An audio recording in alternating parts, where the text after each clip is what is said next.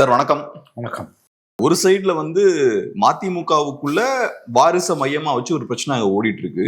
இன்னொரு சைட்ல பிஎம்கேலயும் அதே ஒரு பிரச்சனை போயிட்டு இருக்கு. இப்ப பிஎம்கேவை பொறுத்தளவுல ஸ்டார்டிங்ல இருந்தே நம்ம இதை ஃபாலோ பண்ணிட்டு இருக்கோம், நம்ம பேசிட்டு இருக்கோம். ஸ்டார்டிங்ல பேசும்போது ஓகே, இன்டர்னலா சில பிரச்சனைகள்லாம் இருக்கு அப்படின்ற மாதிரி நம்ம பார்த்தோம், பேசணும். நீங்க கூட சொன்ன விஷயம் என்னன்னா, ஸ்டார்டிங்ல என்ன சொன்னீங்கன்னா, அப்கோர்ஸ் இந்த மாதிரி அப்பா பையன் சண்டை போட்டுக்கிறாங்க, இது ஏதோ ஒரு பாயிண்ட்ல ரிசால்வ் ஆயிரும் அப்படின்ற மாதிரி தான் சொன்னீங்க. பரவாயில்ல, அதுதான் நம்பப்பட்டு.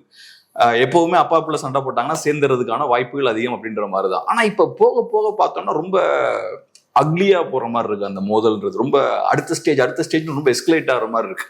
இப்ப ரீசெண்டா ராமதாஸ் அவர்கள் முன்வைக்கக்கூடிய குற்றச்சாட்டுகள்லாம் ரொம்ப மோசமான குற்றச்சாட்டுகளா இருக்கு. இந்த மாதிரி ராமதாஸ் அன்புமணி அவர்கள் என்னோட வீட்டை பக் பண்ணியிருக்காரு, சில இந்த ஸ்பை டூல்ஸ் எல்லாம் யூஸ் பண்ணியிருக்காரு அப்படின்ற மாதிரி சொல்றாரு. அதுபோக என்னோட நேமை யூஸ் பண்ணக்கூடாது அப்படின்ற மாதிரியும் சொல்றாரு. இனிஷியல் வேணா யூஸ் பண்ணிக்கலாம், பட் நேமை யூஸ் பண்ணக்கூடாதுன்னு சொல்றாரு. இதெல்லாம் பார்க்கும்போது இது சீரியஸான பிரச்சனை தான், சால்வ் பண்ண முடியாத பிரச்சனைன்ற மாதிரியும் தோணுது. எப்படி பாக்குறீங்க? சால்வ் பண்ண முடியாதுன்னு சொல்ல முடியாது, பட் இட்ஸ் சால்வ் பண்ணாலும் the wounds will be there, vote bank eroded. இப்போ கடைசியாக அப்பாவுக்கும் மகனுக்கும் ஒரு காம்ப்ரமைஸ் ரீச் ஆகுதுன்னா கூட damage has been adequate damage has been done. இந்த run up to the election 8 மாதத்தில் தேர்தலை வச்சுக்கிட்டு ஒரு 4 to 5% இருக்க கட்சி இப்படி பிஹேவ் பண்ணுதுன்னா that's nothing but suicidal tendency, absolutely suicidal. அவங்களுக்கு பாலிடிக்ஸ்லாம் கிடையாதுங்க. அப்படி இல்லை. அகெயின் யுவர் ஸ்டேட்மெண்ட் தான் golden statement. They are money driven.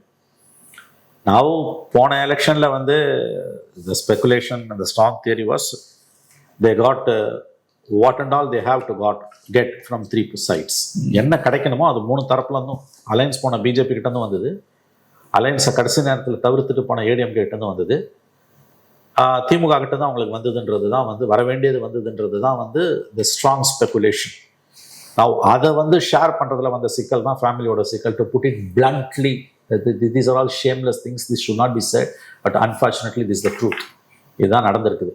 இப்போ இன்னைக்கு அசம்பிளி எலெக்ஷன் வரப்போகுது, கோல்டன் எக் ஆக்சுவலாக. ஏன்னா ஒன்ஸ் இன் 5 years வரக்கூடியது. பார்லிமெண்ட் எலெக்ஷனை விட அசம்பிளியில் stakes are very high. So அதில் அப்பா he wants to make the peace maker. வர வேண்டியதை ஃபேமிலியில் அழகாக he wants to give every one their share.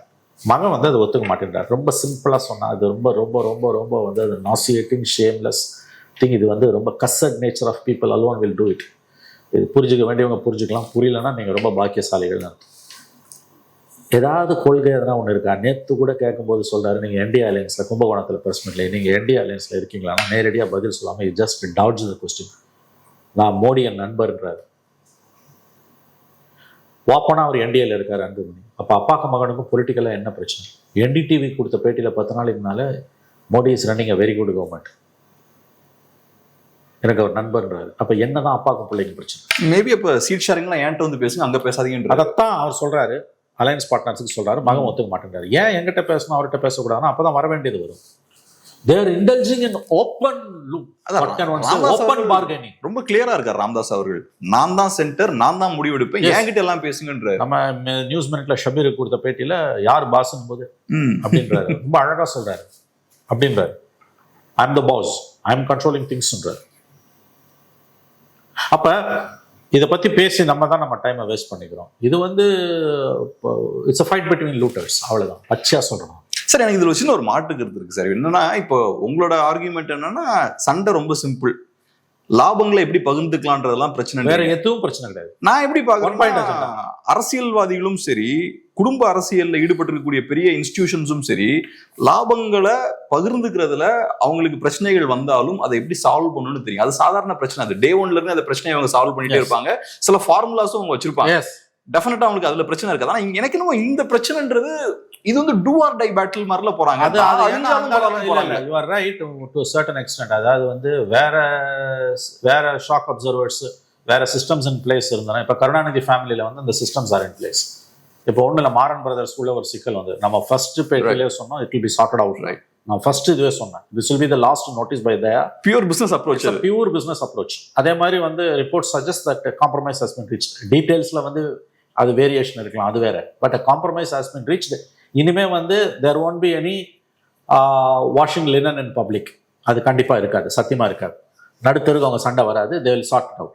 அது இந்த run up to the election. இங்க அந்த மாதிரி எதுவுமே இல்லை. ஆனா அதை தவிர வேற எதுவுமே இங்க இஷ்யூ இல்லை. அதனால நீங்க கான்ஸ்பிரசி தியரிஸ்குள்ள போக வேணாம். இங்க அது ஒண்ணுதான் பிரச்சனை. ஏன்னா வந்து son is more adamant, father now wants to give it to his other siblings. பச்சா சொன்னாதான். என்னை பொறுத்த வரைக்கும் இது வேற எந்த இஷ்யூ இன்வால்வ் இல்லை. ஒரு ஏதாவது ஒரு இஷ்யூவை பத்தி பேசுறாரா இன்னைக்கு? நான் கேட்கறேன், இவ்வளவு தூரம் பிள்ளைய திட்டுறாருல, has it touched upon any other issue? பிஜேபியும் எதிர்க்க மாட்டேங்கிறாரு, டிஎம்கேயும் எதிர்க்க மாட்டேங்கிறாரு, பாலிசிஸ் ஆஃப் சென்ட்ரல் கவர்மெண்ட் தொட மாட்டேங்கிறாரு. இப்போ டிஎம்கேக்கு எதிராக வந்து of course Anbumani has taken anti DMK stand. நேற்று பிரஸ் மீட்ல வந்து திமுக எதிராக அன்புமணி ஏதோ ஒரு பெரிய ப்ரொடெஸ்ட் ஒன்று ஆர்கனைஸ் பண்ணியிருக்காரு. அதுல கலந்துப்பீங்களான்னா நோன்றாரு. இந்த அதர் சைடு வந்து மோடியையும் பாராட்டுறாரு.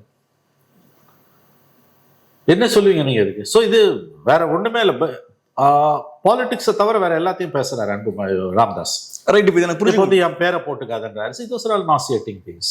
பிள்ளைய பார்த்து அப்பா என் பேரை போடாதுன்றாருன்னா it is stoop to the lowest level. அப்போ அவர் வந்து பக் பண்ணாருன்னா அது அவர் பண்ணாரா யார் பண்ணாரான்னு தெரியாது. ஆப்வியஸ்லி புள்ள பண்ணியிருப்பான்னு நினைக்கிறதுக்கு தான் வாய்ப்புகள் அதிகம். அவர் அதனால தான் என் பேரையா போடாதுன்னு சொன்னாங்க. அந்த லெவலுக்கு போச்சுன்னா இதோட அடுத்தடுத்த ஸ்டேஜஸ் வந்து ரொம்ப, அதாவது வந்து அன்இமேஜினபிளா இருக்கும். It will B free for all. அது நீங்க சொன்ன மாதிரி பேச வேண்டியது இஷ்யூஸ், அன்பார்ச்சுனேட்லி அதை பேசல, அது எனக்கு புரிஞ்சுக்க முடியுது. ஆனா இப்ப ராமதாஸ் அவர்கள் பொலிட்டிக்கலா ராமதாஸ் அவர்கள் டிஃப்ரெண்டான ஸ்டாண்ட் எடுக்கிறார். அவர் ரெண்டு பக்கமும் டோர் ஓபன் பண்ணி வச்சிருக்காரு. திமுக கிட்டயும் பகச்சிக்கல, அவங்களையும் பிஜேபியும் இங்கேயும் பகச்சிக்கல. இப்ப என்னோட கேள்வி என்னன்னா, இப்ப இந்த சீசன் வந்து கூட்டணி பேச்சுவார்த்தைகள் நடக்கக்கூடிய சீசன் இது. ரெண்டாவது சீட் ஷேரிங் அந்த நெகோசியேஷன்ஸும் பேக்ரவுண்ட்ல போகக்கூடிய சீசன் இது. இப்ப இந்த விஷயம் நடக்கும்போது யாருக்கு ப்ரையாரிட்டி கொடுப்பாங்க? யாரு கூட பேச்சுவார்த்தை நடத்த விரும்புவாங்க கட்சி? இல்ல, அதுதான் $1 million கொஸ்டின். ஏன்னா என்ன, இந்த run up to the election வந்து இன்னும் 8 மாசம் இருக்குது. இது இப்படியே போச்சுன்னா வந்து ரெண்டு பேரோடையும் பேச மாட்டாங்க. ரெண்டு பேருக்கும் பார்கெனிங் பவர் குறைஞ்சிடும். பேசினாலும் பிரயோஜனம் இல்லை, உடனே பேசினாலும் பிரயோஜனம் இல்லை. யாரோட பேசுவாங்க? அவர் கிளைம் பண்றாரு ராமதாஸ் என் கூட தான் பேசுவாங்க. பட் ஏடிஎம் வந்தாலுமே யூஸ்ல டிஎம்கேவோ அல்லது ஏடிஎம்கேவோ ஆறு உடஞ்சு வரணும். கிளியரா தெர் மஸ்ட் பி ஸ்பிளிட். அப்பா தலைமையில ஒரு ராமதாஸ் பிஎம்கே, அன்புமணி பிஎம்கேன்னு ஒன்று வருதுன்னா அப்போ பேசுவாங்க. அப்படி இல்லைன்னா இது இன்னொன்றுங்க, இது run up to the election வந்து இது செட் அவுட், இது சார்ட் அவுட் ஆகணும். இல்லைன்னா இது நோபடி வில் டேக் இல்லையா? இது வந்து பிஜேபி வந்து அவங்கள வந்து இது வரைக்கும் வந்து லாங் ரோப் கொடுத்துட்டு இருக்காங்க. ஒரு ஸ்டேஜில் வந்து தே வில் ஹேண்டில் இட்னு தோணுச்சு. பட் இப்போ வந்து அவங்க வந்து கை கழுவுற ஸ்டேஜ், ஹேண்ட் வாஷிங். ஏன்னா இது யாராவது ஒருத்தருக்கு சார்பாக போனால் அது பேக் ஃபயர் ஆகிடும். அண்ட் ஹை ஹேண்டட் அப்ரோச்சை பண்ண முடியாது பிஜேபி. இடியை விட்டு யாரையெல்லாம் பண்ணால் அது கம்ப்ளீட்லி பூமராங் ஆகிடும். ஏன்னா கம்யூனிட்டி ராமதாஸுக்கு வந்து அவருக்கு has respect among the caste 1 year community. அது தேவையில்லாத, அது எலெக்ஷன் டைமில் அதெல்லாம் வந்து டேஞ்சரஸ் கேம். அதை செய்ய மாட்டாங்க. now everyone has washed their hands. இப்போ காம்ப்ரமைஸ் பண்ணுறதுக்கு பஞ்சாயத்து பண்ண ஆளே இல்லை. அதுதான் அங்கே இருக்கக்கூடிய சிக்கல். It has to come to end on its own. And is mother is very weak. அவங்க வந்து போய் எல்லாம் பார்த்துட்டு வந்தார் அவர் அன்புமணி. இது பாருங்க, அவர் வந்து புள்ள பாசமும் அவருக்கு இருக்குது. நீங்கள் அன்புமணி வந்து அம்மா பிள்ளையா, அன்புமணி போய் அவங்க அம்மாவை பார்த்துட்டு வந்தார், அம்மா பார்த்துட்டு வந்தாருன்னு. அவர் அம்மா பிள்ளையா அப்பா பிள்ளையானா 2 பேர் பிள்ளை தான் அவருன்றாரு. There comes the father's love and affection. இது ஒரு கட்டத்தில் சால்வ் ஆகிறதுக்கும் வாய்ப்பு இருக்கு. அடமன்சி மகன் வந்து அப்பாவுக்கு விட்டு கொடுக்கணுங்க. ஷேரை வந்து அப்பா தான் பிரித்து கொடுப்பாரு, நீ பிரித்து. ஒன்று ரொம்ப சிம்பிள். இது ஒன்றும் பெரிய கொள்கை கோட்பாடு வெங்காயம் அதெல்லாம் ஒன்றுமே கிடையாது. த்ரெட் பேராக டிஸ்கஸ் பண்ண வேண்டிய இஷ்யூலாம் ஒன்றுமே கிடையாது. கிளாஸ் பை கிளாஸ் நீங்கள் வந்து இந்த அக்ரிமெண்ட்டை பிரித்து மேயணும், பொலிட்டிக்கல் அக்ரிமெண்ட் அதெல்லாம் ஒன்றுமே கிடையாது. It's very simple. It's crystal clear. வரதான் அப்பா பிரித்து கொடுப்பாரு, மகனும் மகள்களும் அதை ஒத்துக்கணும், அவ்வளோதான். இல்லை நான் தான் எடுத்துப்பேன் மகன் சொன்னார்னா இட் வில் பி வெட்டுக்குத்து தான். இது வந்து it's fight to the finish. ஆனால் நான் பார்த்த அளவில் இங்கே மெயினான பிரச்சனை என்னன்னா, எனக்கு என்னமோ ராமதாஸ் அவர்களுக்கு அன்புமணி அவர்கள் மேல அதீத பாசம் அப்படின்ற மாதிரி எனக்கு தோணுது. சின்ன வயசுலயே அவரை மினிஸ்டர் அவர்ல ஏற்றி விட்டதா இருக்கும். இந்த விஷயங்கள்லாம் கருணாநிதி அவர்கள் பண்ணல. இவ்வளவு தூரத்துக்கு அவரை மீறிலாம் யாரையும் வளர விடல. ஸோ ஒரு லீடரா ராமதாஸ் அவர்கள் பெருசா பவரை ருசிக்கலனாலும் பையனை எலிவேட் பண்ணும் அப்படின்றதுல ரொம்ப கவனமா இருந்தார். பையன் மேல ஏகப்பட்ட ட்ரஸ்டும் வச்சிருந்தாரு. கருணாநிதி அவர்கள் பிராக்டிகலான ஆளு, ஹியூமன் நேச்சர் என்னன்னு அவருக்கு தெரியும். சோ அதனால அவரு அதை பண்ணல. அப்கோர்ஸ் நீங்க சொன்ன மாதிரி தான். இப்ப சொத்து தான் இது. சொத்துன்னு வரும்போது கரெக்டான மெத்தட் என்னன்னா லாஸ்ட் மினிட்ல பிரிச்சு கொடுக்குறதா கரெக்ட். ஸ்டார்டிங்லேயே பவரை ஃபுல்லா கொடுத்தீங்கன்னா. ஆமா, இப்ப வேற என்னங்க பிரச்சனை உங்களுக்குள்ள? Just tell me one issue. அப்பாக்கும் பிள்ளைங்க எதையோ பீட்டிங் அரவுண்ட் த புஷ் தானே 2 பேரும் செய்யறாங்க. என்னதான் சார் உங்களுக்குள்ள பிரச்சனை? And it is a shameless fight. அது வந்து people should throw this people in to the dust. அதாவது வந்து மக்களை இவங்களை புறக்கணிக்கணும். தேர்தலில் செய்ய மாட்டாங்க. அது எல்லாமே வந்து இப்போ பார்த்தீங்கன்னா மதிமுகன்னு எதே தானே. அதாவது திரைமறைவாக பின்னால் நடந்தது ஓப்பனாக நடக்குது இல்லை. பிரேசனா நடக்குதுல்ல. வேறு வாட் இஸ் டெமோக்ரஸி? இந்த மாதிரியான டெண்டன்சிஸால தானே வந்து உங்களுக்கு வந்து பிஜேபி வளர்ந்தது என்டையர் நார்த்தில். நான் சொன்ன 89-20 2014 பீரியட்ல காங்கிரஸ் அண்ட் ரீஜனல் பார்ட்டிஸோட brutal, brazen, shameless family politics அதை ஜஸ்டிஃபை பண்ணி பேசுறதால தான் வந்தது உங்களுக்கு வந்து ஐடியாலஜி வருது, நேஸ்டி ஐடியாலஜி. அங்கே வந்து ஃபேமிலி பாலிடிக்ஸ் பிஜேபியும் இருக்குது, but not to this extend and certainly not at the top level.